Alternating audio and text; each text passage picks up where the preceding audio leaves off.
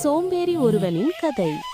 அனந்தபுரம் என்ற கிராமத்தில் ரெங்கன் என்றொரு இளைஞன் இருந்தான். அவனுக்கு ஒரே வேலை, நாள் முழுவதும் எந்த வேலையும் செய்யாமல் தூங்குவது. கிராம மக்களும் அவன் குடும்பத்தாரும் எவ்வளவோ சொல்லியும் அவன் திருந்தவில்லை. ஒரு நாள் மன்னர் வழக்கம் போல வேட்டையாடச் சென்றார். களைப்புடன் கிராமத்திற்கு அருகே வந்தபோது ரெங்கன் ஒரு மரத்தடியில் நன்றாக தூங்கிக் கொண்டிருந்தான். மன்னர் அவனை எழுப்பி, ஏ இளைஞனே, நீ ஏன் இந்த வெயிலில் தூங்குகிறாய்? எழுந்து ஏதாவது வேலை செய்யலாமே என்றார். ரெங்கன் எழுந்து ஒரு கொட்டாவி விட்டுவிட்டு, மன்னா, வேலை செய்ய எனக்கு ஆசைதான், ஆனால் ஒரு சந்தேகம், அதை தீர்த்தால் வேலைக்கு செல்கிறேன் என்றான்.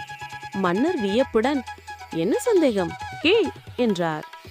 ரெங்கன் கேட்டான், மன்னா, நான் வேலை செய்ய ஆரம்பிக்கிறேன் என்று வைத்துக் கொள்வோம்.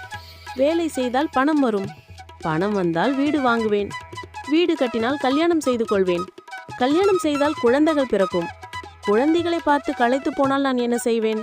மன்னர், உனக்கு களைப்பாக இருந்தால் நன்றாக தூங்குவாய்.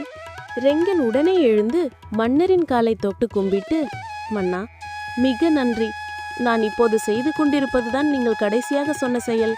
அதனால் நான் ஏன் இவ்வளவு கஷ்டப்பட்டு அத்தனை வேலைகளையும் செய்துவிட்டு கடைசியில் தூங்குவதற்கு வர வேண்டும்? இப்போதே தூங்கலாமே என்று சொல்லிவிட்டு திரும்பவும் படுத்து தூங்க ஆரம்பித்து விட்டான்.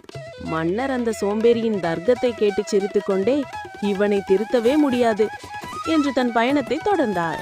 இந்த கதையின் படிப்பினை, சோம்பேறித்தனத்திற்கு 1008 நியாயங்கள் இருக்கும், ஆனால் உழைத்து வாழ்வதே உண்மையான நிறைவு.